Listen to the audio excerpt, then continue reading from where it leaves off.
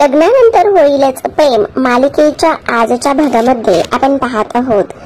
अनिशा आणि काव्या तिच्या खोलीमध्ये असते तेव्हा काव्या अनिशाला म्हणत असते, बघितलंस ना पार्थला किती वाईट वाटलं. पार्थच्या डोळ्यामध्ये पाणी आलं.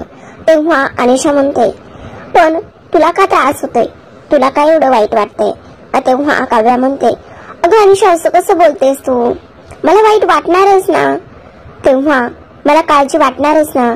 तेव्हा अनिशा म्हणते, कुठल्या हक्काने तुला वाईट वाटणार, कुठल्या हक्काने तू त्यांची काळजी घेतेस.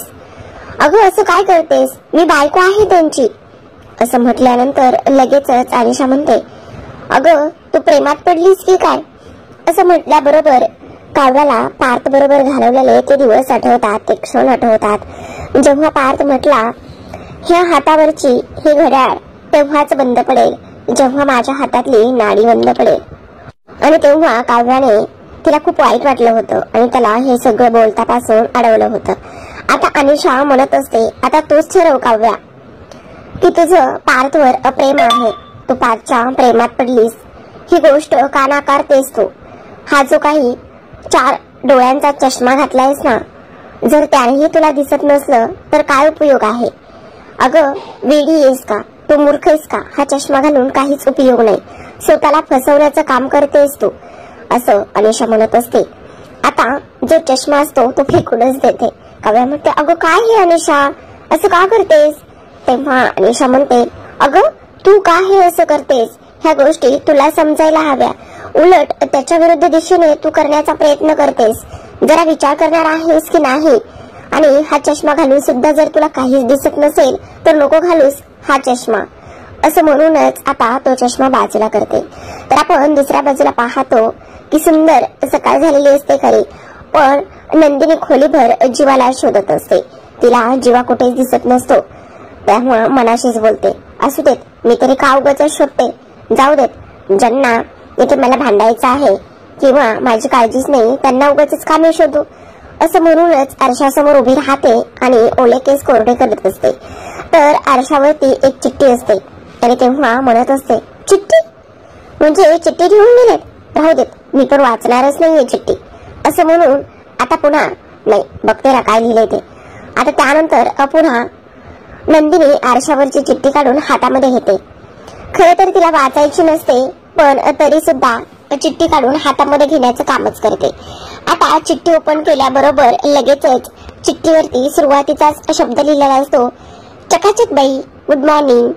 असं म्हणून आता चिठ्ठी लिहायला वेळ आहे असं इथे लिहिलेलं असतं.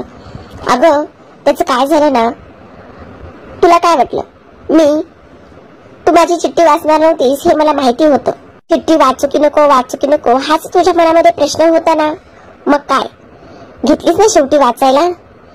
अगं हो, तुला वाटलं का मी बाहेर गेले, नाही अगं मी तर खोलीतच आहे. जाऊ दे, वाच आता चिठ्ठी आणि तो नाकावरचा राग जरा बाजूला कर. असं म्हटल्यानंतर आता नंदिनी आजूबाजूला पाहत असते आणि म्हणत असते, ह्यांना कसं कळलं की मी चिठ्ठी वाचायचा की नाही हा विचार करत असते. तेव्हाच पुन्हा लिहिलेलं असतं, अगं हो, तुला वाटलं ना की मला कसं कळलं, अगं मी खोलीतच आहे. असं म्हणूनच आता नंदिनी इथे तिथे खोलीमध्ये पाहत असते. पण आता लगेचच तो म्हणतो, काय झालं, मी नाही ना दिसलं तुला, बरं सॉरी बाद झालं, आता फिरकी घेत नाहीये मी तुझी. पण तो नाकावरचा राग बाजूला कर आणि त्या चिडक्या नाकावर यातलीच एक मस्त टिकली लाव. काय चकाचक बाई, नाकाच्या त्या वरच्या रुसलेल्या रागवलेल्या नाकावर तिथे एक टिकली लाव. असं म्हणूनच आता नंदिनी म्हणत असते, अच्छा मला चिडलेल्या नाकावर टिकली लावायला सांगतायत, म्हणजे मी चिडलेल्या नाकाची आहे का. थांबा, आता तर मी बघते, मी टिकलीच नाही लावणार आहे. असं आता स्वतःशीच बोलत असते. तर आपण दुसऱ्या बाजूला पाहतो, खरं तर पार्थ हा अगोदरच काव्याच्या खोलीत गेलेला असतो. पण जेव्हा ती पार्थला पाहते तेव्हा अंघोळीला गेली असं अनिशाने सांगितलेलं असतं. आता पार्थ हा डायनिंग टेबलवर बसलेला असतो आणि माननी तिथे येते. माननी म्हणत असते, अरे पार्थ, रात्री तुझं पोट भरलं होतं ना रे व्यवस्थित, म्हणजे मी तुला जो दूध भात दिला त्यानं तुझी भूक तर भागली का रे. तेव्हाच पार्थ म्हणतो, हो आई तू इथे बस, मला तुझ्याशी थोडंसं बोलायचंय. असं म्हणून आता माननी तिथे बसते. आणि तेव्हाच काय झालंय आई, हे बघ जसं आईला मुलाच्या मनातलं कळतं ना, तसं मुलाला सुद्धा आईच्या मनातलं चांगलंच कळतं, हे सुद्धा तेवढंच महत्वाचं आहे. तेव्हाच मानिनी म्हणते, हो हो, त्यात काय वादच नाही, माझी मुलं आहेतच गुणाची. हो ना, मग मला सांग काय झालंय तुला? अगं आतापर्यंत आमच्या हातून कधी एखादा काचेचा एखादी वस्तू तुटली तर तू आम्हाला ओरडायचीस, नाही नाही ते बोलायचीस. मग आता असं काय झालेलं आहे? आज मी कितीतरी दिवसांनी किंवा पहिल्यांदाच तुझ्याकडे पाहतोय की तुझ्या हातून एखादी काचेची वस्तू तुटली. हे कसं शक्य आहे? काय झालंय? काही लपवतेस का तू माझ्यापासून? आणि काचेचा बाऊल तुझ्या हातून तुटला. अरे पार्थ, खरंच मला सुद्धा नाही समजलं बघ कसं झालं, काय झालं. आणि तो ना माझ्या हातून निसटला, मलाच नाही कळलं. तेव्हाच पार्थ म्हणतो, अगं हो हो, मी तरी कुठे म्हणतो की तो तू मुद्दामून फोडलास, निसटलास ना. पण काय झालंय? तुझं लक्ष नाहीये. काय झालंय आई? तेव्हाच मानिनी म्हणते, नाही रे पार्थ, काही नाही झालं. तेवढ्यातच आशा आलेली असते. आशा म्हणत असते, ताई आज स्वयंपाक काय करू? तेव्हा मानिनी म्हणते, अगं माझा तर उपवास आहे आणि मला तर उपवासाचं मी एखादं फळ वगैरे खाईल. पार्थ आहे आणि जीवा तर बाहेर गेलाय, नंदिनी सुद्धा आनंद निवासला जाणार आहे. मग तेव्हा पार्थ म्हणतो, माझी पण मीटिंग आहे, मला काहीच करू नका. हा मग कोणासाठी काहीच नको बनवू. अगं आई असं कसं? काव्य आहेत ना, आता मी गेलो होते त्यांच्या खोलीत, पण त्या आंघोळीला गेल्या होत्या. मग काव्य आला ना आशाताई, त्यांना विचारा आणि त्यांना विचारून जे काही बनवायचं आहे ते बनवा. बरं ठीक आहे दादा, असं म्हणून आता आशा तर तिथून निघून जाते. पण इकडे पार्थ पुन्हा मानिनीकडे वळतो. तो म्हणत असतो, हे बघ आई, बोलून मोकळी हो ना प्लीज, काय आहे तुझ्या मनामध्ये ते तू सांग. तेव्हा मानिनी म्हणते, खरंच सांगू? त्यावर पुन्हा आशा इथे पार्थसाठी कॉफी घेऊन आलेली असते. तेव्हा लगेचच पार्थ म्हणतो, आशाताई मी काय म्हणतो, आई आणि तुम्ही मस्त सिनेमा बघायला जाता का?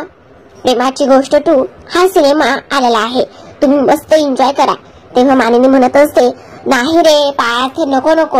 तेव्हा आशाताई म्हणतात, अहो ताई जाऊया ना, जाऊया ना. बरं बरं ठीक आहे, हे बघ मी लगेचच तिकीट बुक करतो. असं म्हणून पार्थने लगेचच दोघींसाठी 2 तिकीट काढलेली असतात. आता 2 तिकीट तर काढलेली असतात, पण इकडे मात्र पार्थने सांगितलेलं असतं, मस्त एन्जॉय करा दोघी पण. बरं तू काही सांगणार आहेस की नाही? तेव्हा आता इकडे आशा म्हणत असते, बरं मी ना पटापट आवरायला घेते. आता इकडे मानिनी म्हणते, ठीक आहे, काही नाही रे बाळा. पण आता पार्थ म्हणतो, आई आजचा दिवस माझ्यासाठी खूपच जास्त इम्पॉर्टंट आहे. आज माझी खूप महत्वाची मीटिंग आहे, तेव्हा मला आशीर्वाद दे, आजचा दिवस माझा चांगला जावो म्हणून. आणि असं म्हणून तो तिचा आशीर्वाद घेतो आणि इथे मानिनी म्हणत असते, तुझ्या सगळ्या इच्छा पूर्ण हो. असं म्हटल्यानंतर मानिनीच्या मनामध्ये विचार येतो, पार्थ आणि माझ्या दोन्ही मुलावरती कोणतंही विघ्न येऊ नको आणि त्यांचं सगळं काही व्यवस्थित हो, अशीच इथे देवाकडे प्रार्थना करते. आता इकडे दुसऱ्या बाजूला आपण पाहतो की जीवा लवकरच आता ऑफिसला गेलेला असतो. तेव्हाच तिथे भास्कर येतो आणि भास्कर म्हणत असतो, अरे वा वा वा वा, कसलं सुंदर बनवलंयस रे. तेव्हाच आता जीवा म्हणत असतो, हो भास्कर काका, हे सगळं नंदिनीसाठी आहे आणि नंदिनीला मला सरप्राईज द्यायचे. पण तुम्हाला एक गंमत सांगू का? आता नंदिनीला मी सांगितले की मला आनंद निवासला यायला जमणारच नाहीये, पण जेव्हा तिच्या समोर हे सरप्राईज जाईल ना, तेव्हा मात्र नंदिनी खूपच जास्त खुश होईल हे आनंद निवास पाहून. तेव्हाच इकडे भास्कर म्हणताय, हो हो, आज नंदिनीला खूपच मोठा धक्का बसणार आहे. तेव्हा जीवा खूपच आश्चर्याने त्यांच्याकडे पाहतो. अरे धक्का म्हणजे सुखद धक्का बसणार आहे असं भास्कर बोलतात. हो म्हणजे बघ ना, आज तू एवढं सुंदर हे बनवलेलं आहेस आणि जेव्हा तू तिच्या समोर घेऊन जाशील, म्हणजे बघ ना, आज तिच्या आयुष्यात आणि तुझ्या आयुष्यात खूप महत्वाचे काही गोष्टी होणार आहेत. तुला सुद्धा तुझी आज नवीन जागा मिळणार आहे आणि लो कॉस्ट हाऊसिंग तिथे होणार आहे. आज ते सुद्धा तुझ्यासाठी आनंदाचा दिवस आहे, तर इकडे नंदिनीसाठी सुद्धा आनंदाचा दिवस आहे, म्हणून मी असं म्हटलं. आणि हे बघ, आपण ती जागा सुद्धा बघणार आहोत आणि तो प्रोजेक्ट आता स्टार्ट करणार आहोत. एकदा का इथे ती वीट लागली की मग तुझं नंदिनी लो कॉस्ट हाऊसिंग इथे स्टार्ट व्हायला उशीर होणार नाही. तेव्हाच आता जीवा म्हणत असतो, पण खरं सांगू का, इथे आपण जो प्रोजेक्ट करणार आहोत त्या जागेवरती किंवा तिथे राहणाऱ्या लोकांबद्दल मला खूपच वाईट वाटणार आहे. म्हणजे मी चाळी ते बंगल्यापर्यंतचा प्रवास सगळा अनुभवलेला आहे. जेव्हा आम्ही त्या चाळीत राहायचो ना, तेव्हा ते चाळी खाली करायला गेलो होतो, तेव्हा अक्षरशः मी 2 तास तिथे थांबलो होतो आणि 2 तासानंतर जेव्हा गाडीमध्ये गेलो तेव्हा अगदीच ढसाढसा जाऊन रडलो. आणि हे सगळं मला अनुभव आहे त्या गोष्टीचा. म्हणूनच तेव्हा आता भास्कर म्हणतो, अरे ठीक आहे ना, पण सगळ्यात महत्वाची गोष्ट म्हणजेच की तुझ्या सुद्धा लो कॉस्ट हाऊसिंग मध्ये कोणीतरी अशीच लोक छान राहायला येणार आहेत ना, मग तू त्या गोष्टीचा फक्त आणि फक्त इथे विचार कर, बाकी कोणत्याही गोष्टीचा विचार करू नकोस. तेव्हाच आता जीवा म्हणत असतो, हो ते तर सगळं अगदी तुम्ही म्हणताय ते बरोबर आहे, पण तरी सुद्धा तो प्रवास मी अनुभवलाय ना, त्यामुळे मला खूपच जास्त वाईट वाटते, असं आता इकडे जीवा बोलत असतो. हे सगळ्यात महत्वाचे म्हणजे तुझ्या स्वप्नांची पहिली वीट तिथे लागणार आहे आणि ते पाहून तुला सुद्धा आनंद होणारच आहे ना. तेव्हाच जीवा म्हणतो, हो तिथे माझ्या स्वप्नांची पहिली वीट लागणार आहे, पण त्या जागेवरती किंवा त्या प्रॉपर्टीवरती जे काही लोक येणार आहेत ना राहायला, त्यांना मी होमली फिलिंगची इथे नक्कीच उपलब्ध करून देण्याचा प्रयत्न करेल. तर इकडे आता लगेचच भास्करने ते आनंद निवासचं प्रोजेक्ट हातामध्ये उचललेलं असतं आणि ते म्हणत असतात, खरं तर आता आपण त्या प्रॉपर्टीवर लवकरच जाणार आहोत आणि असंच तुझ्या आनंद निवास सारखंच एखादी प्रॉपर्टी आपल्याला जमीन उद्ध्वस्त करावी लागणार आहे. आणि तेव्हा त्याच्या हातून ते आनंद निवासचा प्रोजेक्ट खाली पडतो आणि तेव्हा सॉरी जीवा, बाय मिस्टेक. तेव्हाच जीवा म्हणत असतो, it's okay, I can understand. असं म्हटल्यानंतर तो म्हणतो की भास्कर सर, तुम्हाला एक गोष्ट सांगू का, मी आहे तोपर्यंत इथे नंदिनीच्या आनंद निवासला धक्का सुद्धा लागू देणार नाही. तेव्हा भास्कर त्याला म्हणत असतो, तथास्तु. आणि तेव्हा तो म्हणतो, बरं मी काय म्हणतो, आता मी ही अॅनिव्हर्सरीचा कार्यक्रम लवकर आटोपतो आणि तसाच तिकडे तुम्हाला जॉईन होतो. तेव्हाच भास्कर म्हणतो, हो आता लगेचच आम्ही सुद्धा तिकडे जाणार आहोत, पण जीवा बहुतेक खूपच मोठं वादळ येणार आहे बघ. असं म्हटल्यानंतर जीवा आता तिथून निघालेला असतो. तर आपण दुसऱ्या बाजूला पाहतो की नंदिनी खूपच छान तयार होऊन आनंद निवास मध्ये आलेली असते. आनंद निवास मध्ये आल्यानंतर सगळ्यांनी ऑलमोस्ट बरीच तयारी करून ठेवलेली असते. डेकोरेशन केलेलं असतं, लाईटच्या माळा बऱ्याच ठिकाणी सोडलेल्या असतात आणि इकडे ती आल्यानंतर आता सगळ्या जणी तिच्याकडे येतात. सगळ्या जणी तिच्याकडे आल्याबरोबर तिची थोडीशी खेचण्याचं काम करतात. बहुतेक आनंद निवास मधल्या प्रत्येकाला माहिती असावं की आता इकडे जीवा येणार आहे म्हणून. नंदिनीला म्हणत असतात, वाव नंदिनी ताई, तू कसली सुंदर दिसतेस, बापरे लयच भारी दिसतेस.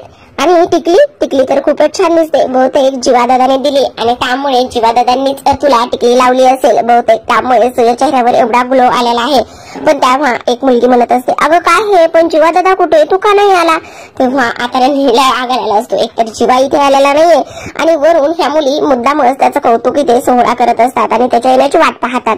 आता नंदिनी म्हणते, काय करायचं आहे जीवाचं, त्यांना आपल्यासाठी आणि आपल्या आनंद निवाससाठी अजिबात वेळ नाही देण्यासाठी, आणि एवढी वर्ष झालं आपणच आनंद निवास चालवतोय ना, मग अजिबात त्यांचं नाव नाही काढायचं. चला काय चाललंय तुमचं, आपापली कामाला लागा चला. असं म्हणूनच आता सगळ्यांना ती तिथून जायला सांगत असते आणि स्वतः तर खूपच रागराग करत असते.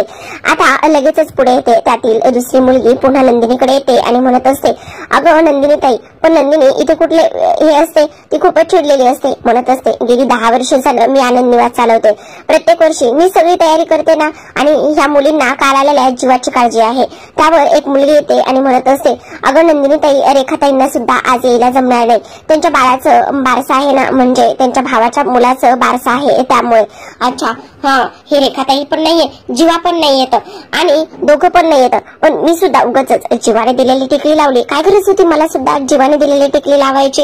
असू दे, ह्यांना ना ह्या माझ्या आनंद निवासच्या अॅनिव्हर्सरी पेक्षा ना इकडे त्यांना त्यांचा बिझनेस आणि ते सगळं महत्वाचं आहे. मी पण कशाला उगाच वाट पाहते त्यांची. तेवढ्यातच पुन्हा एक दुसरी मुलगी येते आणि ती म्हणत असते, अगं नंदिनी ताई, तू म्हटली होतीस ना की ह्या जागेच्या ओनरला फोन करायचा आहे म्हणून, आणि त्यांचा फोन झाला का. तेव्हाच आता नंदिनी म्हणते, अगं हो बरं झालं आठवण केलीस, खरं तर मला शिरीष काकांना फोनच करायचा आहे. इन्व्हाइट करण्यासाठी मी तसं 2-3 वेळा त्यांना फोन लावला आणि आपलं आज रेंट अग्रीमेंट सुद्धा रिन्यू करायची आजचीच डेट आहे. ह्या सगळ्या गोष्टीसाठी मी खरं तर फोन केला होता, पण काय आहे ना त्यांनी फोन काही उचलला नाही, पण आता तू आठवण केलीस ना तर मी लगेचच त्यांना फोन करते. असं म्हणूनच आता ती लगेचच त्यांना फोन करायला घेत असते. मी ना लगेचच त्यांना कॉल करते असं म्हणून आता लगेचच नंदिनी पर्स मधला मोबाईल काढते आणि शिरीष काकांना कॉल करते. खरं तर नंदिनीचं शिरीष काकांसोबत आणि ह्या आश्रमासोबत खूप जुनं नातं आहे. तिचं शिरीष काकांसोबत खूप चांगले आणि जवळचे संबंध आहेत. आता नंदिनीचा फोन पाहिल्यानंतर ते लगेचच उचलतात आणि म्हणतात, हा बोल नंदिनी बेटा, कशी आहेस? अहो काका मी ठीक आहे, पण तुम्ही कशा आहात? गेली कित्येक दिवस झाले मी तुम्हाला फोन करण्याचा प्रयत्न करत आहे, पण तुमचा काही केल्या फोन लागतच नाहीये. हा बोल ना. अगं मी ना थोडासा आउट ऑफ होतो, त्यामुळे थोडासा नेटवर्कचा प्रॉब्लेम होता. बरं तुम्ही आता आहात ना इकडे, तर तुम्हाला एक गोष्ट सांगायची होती. काय ना, आज आपल्या इथे आनंद निवासला 10 इयर्स कंप्लीट झालेले आहेत आणि इथे एक छोटीशी अॅनिव्हर्सरीचा कार्यक्रम इथे ठेवलेला आहे आणि शिवाय आपलं रेंट अग्रीमेंट जे आहे ना ते सुद्धा रिन्यू करायचं आहे ना, म्हणून म्हटलं तुमच्याशी एकदा बोलून घ्यावं. तेव्हाच अगं त्याचं काय आहे ना, मी आणखी आलेलोच नाहीये. असं काय म्हणताय काका? आता तर तुम्ही म्हटलात ना की मी इथे आलेलो आहे म्हणून. अगं ते ना, अगं नंदिनी सॉरी जरा नेटवर्कचा प्रॉब्लेम आहे, तुझा आवाज व्यवस्थित येत नाही. हॅलो नंदिनी असं म्हणूनच आता इकडे काका म्हणत असतात, अगं आपण ते आल्यावर सविस्तर बोलू ना. तेव्हाच नंदिनी म्हणते, हो काका त्यासाठीच तर मी तुम्हाला फोन केलाय, म्हटलं सविस्तर बोलून घ्यावं आणि तुम्हाला इन्व्हिटेशन सुद्धा द्यावं. एक छोटासा कार्यक्रम आहे तर नक्कीच तुम्ही याल म्हणून. असं म्हटल्यानंतर आता इकडे ह्या सगळ्या गोष्टी बोलून झाल्यानंतर अगं ते सगळं आपण करून घेऊयात. हो काका पण काय आहे ना, सगळ्या गोष्टी वेळेत झाल्या ना तर मग टेन्शन राहत नाही, म्हणून म्हटलं इथे अग्रीमेंट करून घ्यावं. असं म्हणून आता जेव्हा नंदिनी बोलत असते तेव्हाच मात्र ह्यांचा आवाज जातो. आता ह्यांचा आवाज गेल्यानंतर इकडे नंदिनी म्हणत असते, अशी काय आहे ते काका? खरं तर इथे मी फोन केला होता आणि फोन केल्यानंतर हे असे कसे बोलू शकतात, मला काही कळतच नाहीये. आणि तेव्हा इकडे ह्या सगळ्या गोष्टी बोलल्यानंतर आपण पाहतो की आता इकडे दुसऱ्या बाजूला वसुंधरा बसलेली असते गेम घेऊन आणि तेव्हा रम्या तिथे येते. आता रम्या तिथे आल्यानंतर ती म्हणत असते, अगं आई काय चाललंय तुझं हे? एकटीच काय खेळ खेळतेस? अगं एकटी कोण बरं खेळ खेळतं? असं कोणी करतं का ग? तेव्हाच इकडे ती म्हणत असते, अगं मी एकटीच खेळ खेळणार आहे, कारण आजचा महासंगमाचा दिवस आहे. अगं पण तुझं काय चाललंय ते तरी सांगणार आहेस का नाही मला? आई पण हा खेळ एकटीने खेळायचा नाहीये. तेव्हा वसुंधरा म्हणत असते, गेम ओव्हर होणार आहे, राजाच आपल्या वजिराला मारणार आहे. तेव्हा आता इथे रम्या म्हणते, अगं आई पण मला एक गोष्ट सांग, राजाच आपल्या वजिराला कसं काय मारू शकतो? तेव्हा वसुंधरा म्हणते, अगं बुद्धिबळाच्या खेळामध्ये राजा आपल्या वजिराला नाही मारू शकत, पण मी रचलेल्या डावामध्ये, मी रचलेल्या खेळामध्ये नक्कीच राजा जो आहे तो आपल्या वजिराला इथे नक्कीच मारू शकतो. असं आता इथे बोलते. आता ह्या सगळ्या गोष्टी बोलल्यानंतर रम्याची चिडचिड होते आणि ती म्हणते, अगं आई प्लीज तुम्हाला जरा समजून असं काही गोष्टी सांगणार आहेस की नाही? ग पण आई मला एक गोष्ट सांग ना, राजा कोण आणि वजीर कोण? काय चाललंय तुझं? मला तर आई काहीच कळत नाहीये. तेव्हाच आता वसुंधरा म्हणत असते, कळेल ना तुला सुद्धा सगळंच कळेल आणि वेळ आल्यावर, कारण आज फक्त खेळ नाही होणार आहे किंवा संगम नाही होणार आहे, तर आज महासंगम होणार आहे. सगळे आता समोरासमोर येणार आहेत आणि त्या गोष्टी सगळ्या तुला सुद्धा समजतील, असं वसुंधरा रम्याला सांगते. तर आपण इकडे दुसऱ्या बाजूला पाहतो की आता अनिशा फ्रेश होऊन बाहेर आलेली असते. जेव्हा अनिशा बाहेर येते तेव्हा काव्या पुस्तकी किडा पुस्तक घेऊनच बसलेला असतो. तेव्हाच आता अनिशाच्या हातामध्ये ओला टॉवेल असतो आणि ती मुद्दामच काव्याच्या तोंडावर झटकते. तेव्हा काव्या म्हणते, काय हे? तरी अनिशा इग्नोर करते आणि पुन्हा स्वतःच आवरण्यासाठी अर्षा पुढे उभी राहते. त्यानंतर पुन्हा काव्या तिचा अभ्यास करते. तर अनिशा पुन्हा आता तिथे येते आणि पुन्हा एकदा तो टॉवेल झटकण्याचं काम करते. आता काव्या चिडते आणि म्हणते, अगं काय चाललंय तुझं हे? अशी का करतेस तू? तेव्हाच आता अनिशा म्हणत असते, अगं माझं ठीक आहे, पण तुझं काय चाललेलं आहे? अगं काढून टाक म्हटलं होतं तुला तो चष्मा. तुला जर 4 डोळ्यांनी दिसत नसेल तर का घालतेस तो चष्मा? काय म्हटलं होतं? आणि काय ग, मगाशी पार्थ जिजू आले होते तेव्हा मुद्दामून वॉशरूम मध्ये तशीच थांबलीस ना? तुझी आंघोळ चालली होती तरी सुद्धा तू मला सांगितलंस की काव्या आंघोळीला गेली म्हणून सांग म्हणून. का असं करतेस ग? किती दिवस पळ काढणार आहेस त्यांच्यापासनं? अगं का त्रास देतेस त्यांना पण आणि तुला स्वतःला पण का त्रास करून घेतेस? तेव्हा काव्या म्हणते, हे बघ अनिशा असं काही नाहीये, त्याचं काही ना माझी झोप झाली नव्हती म्हणून मी पुन्हा एकदा थोडंसं चेहऱ्यावरती पाणी मारायला गेले.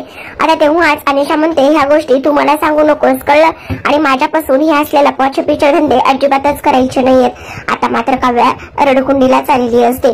ती म्हणत असते, अगं मग मी काय करू, सांग ना काय करू।